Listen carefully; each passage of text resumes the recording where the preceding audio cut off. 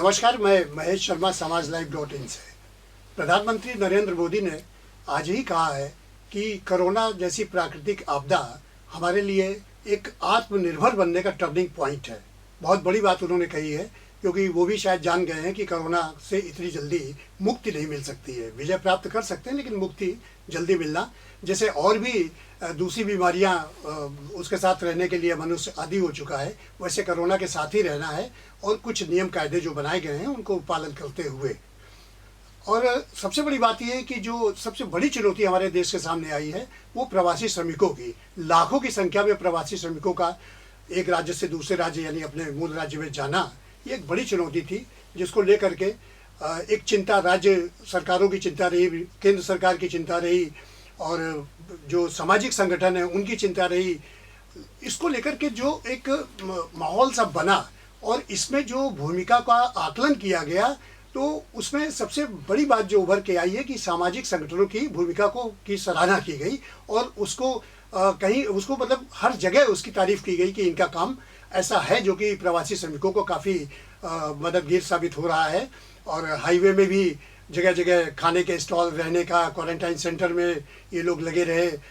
तो ये सारी चीज़ें ऐसी रही कि सुप्रीम कोर्ट ने अभी हाल में ही मंगलवार को संभवतः एक अपने आदेश में ये कहा कि सरकार प्रवासी श्रमिकों को उनके राज्यों तक पहुंचाए और साथ ही साथ एक अलग से लगभग मैं समझता हूँ कि 4-5 पॉइंट में ये बात डिटेल में लिखी कि जो सामाजिक संगठन है, जो NGO हैं, उनकी भूमिका अत्यंत सराहनीय रही है और ये भूमिका उनकी खासकर कोरोना संकट के दौरान जो ये दिक्कतें आई हैं तो उसमें इनके योगदान को नकारा नहीं जा सकता है। वहीं दूसरी तरफ जो सबसे बड़ी दिक्कत आ गई है कि ये NGO की भूमिका को लेकर के सरकारों का रवैया थोड़ा सा सख्त हो रहा है। अगर हम केंद्र सरकार की बात करें तो जो कॉरपोरेट फंडिंग होती थी NGO को काम करने के लिए वो PM केयर में जा रही है। अगर हम राज्यों की बात करें तो उड़ीसा राज्य की ही अभी हाल ही में हुई कैबिनेट मीटिंग में NGO के ऊपर नकेल कसने के लिए तरह तरह की रूलिंग बनाई गई।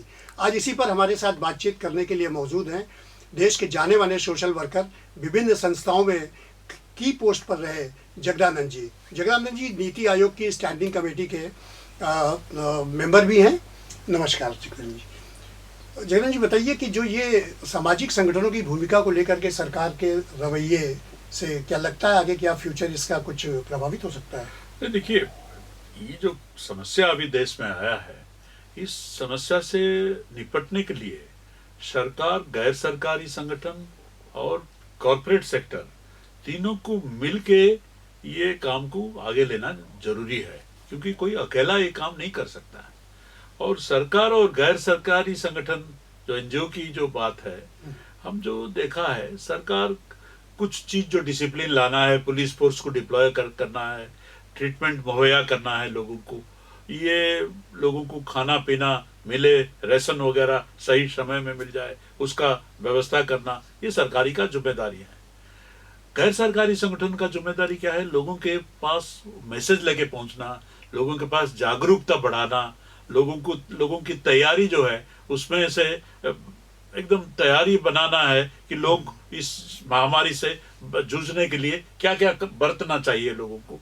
और उसके साथ जो एक नया समस्या जो आपने जिक्र किया है, जो श्रमिक, जो प्रवासी श्रमिक इतने संख्या में देश में भिन्न भिन्न राज्यों में फंसे हुए थे, और जैसे ये लोग अपना बड़ा मतलब जो विवश हमें जो पिक्चर जो मिला, अभी लोग पैदल आ रहे हैं, साइकिल पे आ रहा है, कोई डिलीवरी कर रहा है, कोई रेल पटरी में मर रहा है, मतलब ये जो है भयानक स्थिति, ये देश में पहले बार शायद आज़ादी के बाद, देश बंटवारे के समय में ये मिला था, इंडिया पाकिस्तान दोनों बीच में, और उसके बाद ये इस टाइम मिला अभी इतने सालों के बाद। और देश में इनका आंकड़ा जो है, कितने लोग फंसे हैं, कितने लोग प्रवासी श्रमिक हैं, और जो डिस्ट्रेस माइग्रेशन में कितने लोग गए हैं, ना राज्य ना केंद्र किसी के पास डाटा भी करेक्ट नहीं था। तो ये बड़े पैमाने पे समस्या है। और इससे जुटने के लिए सुप्रीम कोर्ट ने जो डिसीजन दिया है, अच्छी डिसीजन दिया है, लेकिन थोड़ा लेट हो गया है। और लेकिन पहले अभी 2 महीने से उनकी जो सारा जो प्रवासी श्रमिकों का समस्या के साथ जूझने के लिए कोई इंटर स्टेट बॉर्डर में खड़ा है, कोई एनजीओ वो देख खाना खिला रहा है, कोई किसी को 300 रुपया दे रहा है, कोई पानी पी रहा है, कोई ट्रक ड्राइवर को रिक्वेस्ट कर रहा है कि भाई 1000 रुपया ले लो, ये 20 लोगों को नागपुर में छोड़ दो, कोई हैदराबाद में छोड़ दो, या हैदराबाद से लेके उनको श्रीकाकुलम में छोड़ दो, भुवनेश्वर में छोड़ दो। और मतलब ये जो व्यवस्था है, ये व्यवस्था में और बाकी जो आ रहे हैं उनको रास्ते रास्ते में कोई पानी पिला रहा है, कोई खाना खिला रहा है और कुछ कर रहा है, पूरा एकदम सारा देश भर में इसका जो काम किया है, मैं तो शाबाशी दूंगा अपने जो सामाजिक संगठनों को।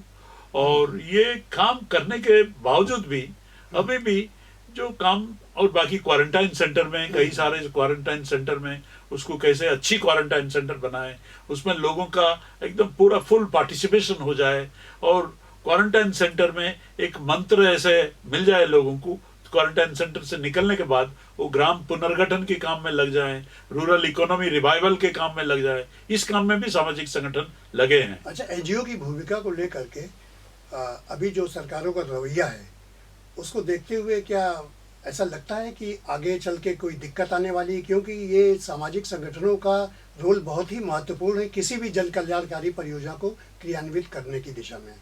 लेकिन डेमोक्रेसी में, गणतंत्र में सरकार, पॉलिटिकल पार्टीज और नागरिक संगठन जो एनजीओस हैं, ये तीनों का जरूरी बहुत है, बहुत आवश्यकता है, और उसमें कोई कम और कोई ज्यादा नहीं है, और ये एक बैलेंस है।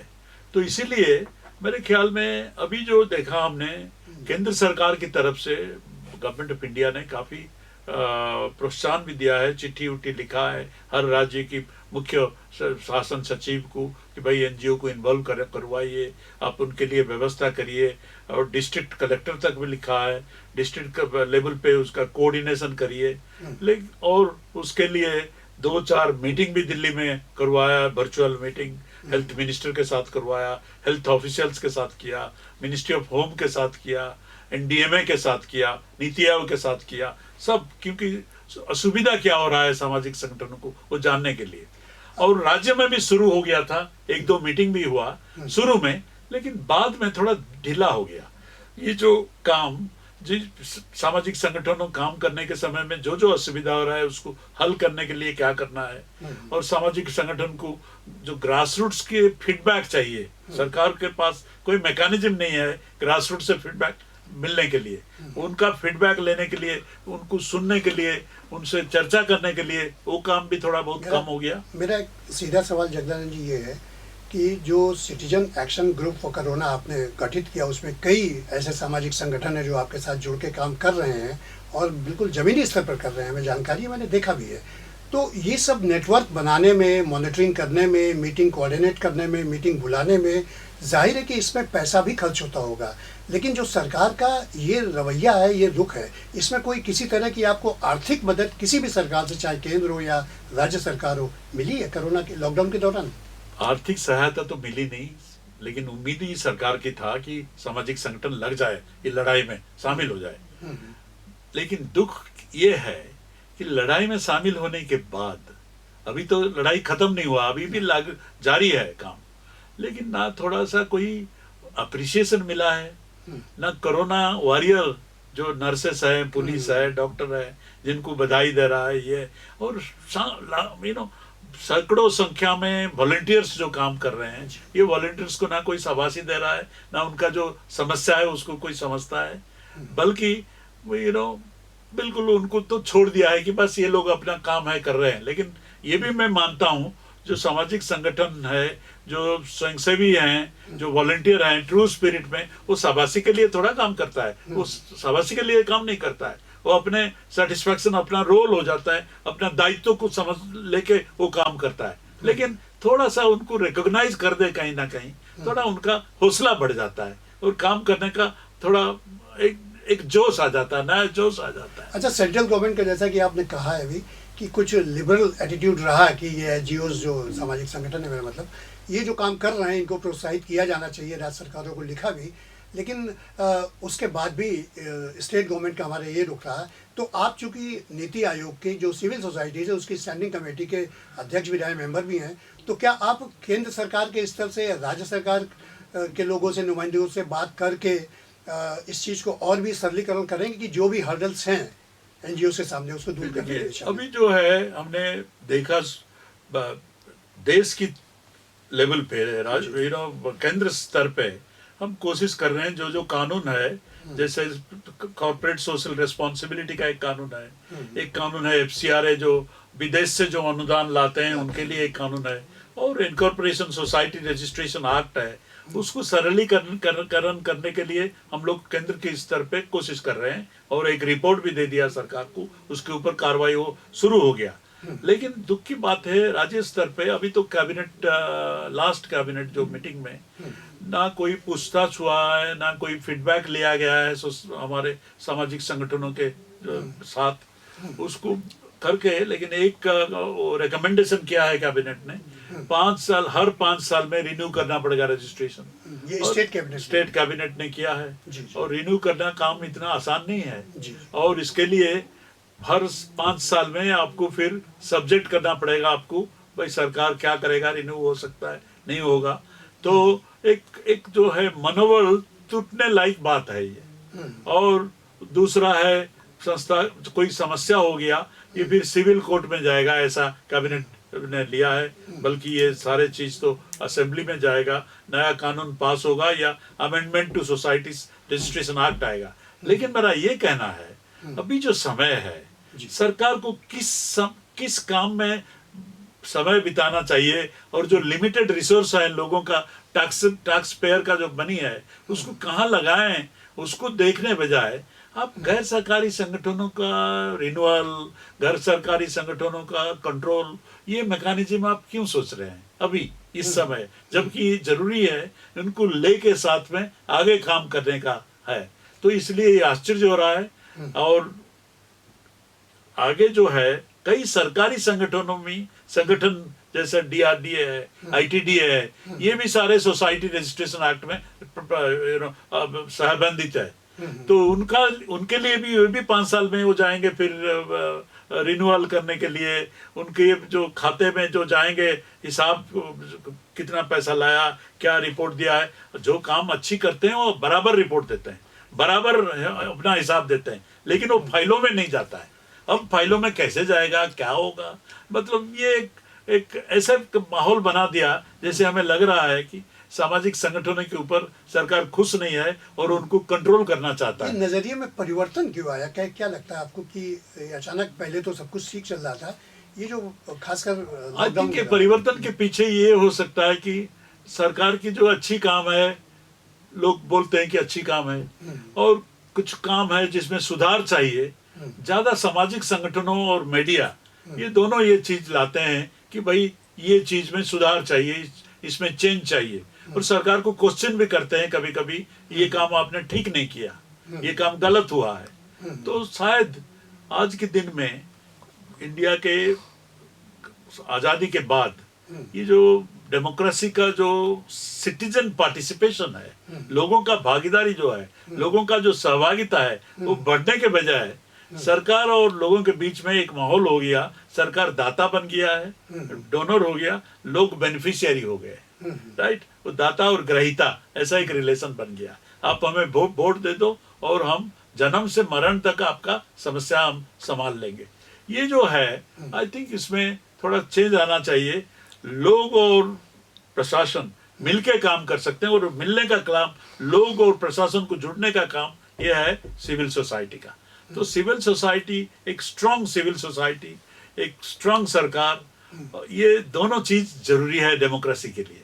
तो मुझे लग रहा है कहीं ना कहीं सिविल सोसाइटी की ये जो इंडिपेंडेंट रोल है, जो इंडिपेंडेंट निगरानी का जो बात है, इसमें कहीं ना कहीं थोड़ा कुछ ना कुछ कहीं देख रहे हैं कि उसमें लोग ज्यादा बोलना शुरू कर रहे हैं। इन तमाम विषम परिस्थितियों में आपको क्या लगता है कि जो सामाजिक संगठन बहुत सक्रिय रहते रहे हैं, इनके कामकाज पर इस पर असर भी पड़ सकता है, तो आगे इसका भविष्य क्या दिखता है? देखिए, सामाजिक संगठन जो हैं, जो समाज में काम करने के लिए आए हैं, उनका तो रहेंगे और काम भी करेंगे। लेकिन परिस्थिति जो अभी नया आ रहा है परिस्थिति में अभी रिसोर्सेस का कमी है। जैसे आपने शुरू में बताया था, पीएम केयर में जा रहा है, चीफ मिनिस्टर रिलीफ फंड में जाता है। थोड़ा सा पैसा भी नहीं है, साधन नहीं है लोगों के पास। और साधन छोड़िए, लोगों के जो समस्या है मेन, साधन को छोड़ के अभी पेपर में लग जाएंगे, ये रिन्यूअल करेंगे, वो करेंगे, बार बार सरकारी दफ्तर में जाके अपना पहचान पत्र को मतलब जाहिर करना काम में उसी में लगेंगे, तो थोड़ा सा मनोबल जो है दुर्बल होने का बहुत संभावना है। देश में आपकी एक अच्छी खासी पहचान है सोशल वर्कर के रूप में। क्या आप सरकार, केंद्र और राज्य दोनों को ऐसे कुछ सुझाव देंगे जो सामाजिक संगठनों के महत्व को व्यक्त करते हुए उसकी? देखिए, हमने तो पूरा एकदम सुझाव दिया है केंद्र सरकार को। अच्छा। राज्य सरकार को भी कई साल पहले एक उड़ीसा में बनाया था, एक टास्क फोर्स बनाया था जिसके सदस्य भी मैंने रहा। इस अनुभव को जो ये सारा जो है हमने दिया है। अभी भी मैंने सरकार को लिखा है कि भाई ये जो है ये ठीक नहीं है, और आप उसके लिए चर्चा करिए सिविल सोसाइटी के साथ, और सिविल सोसाइटी की समस्या को सामने रखते हुए जो सुधार चाहिए वो सुधार लाइए, कंट्रोल मत करिए। कंट्रोल आप करेंगे तो डेमोक्रेसी के लिए ठीक नहीं है, सोसाइटी के लिए ठीक नहीं है। Thank you very much. बहुत बहुत धन्यवाद जगदानंद जी। नमस्कार।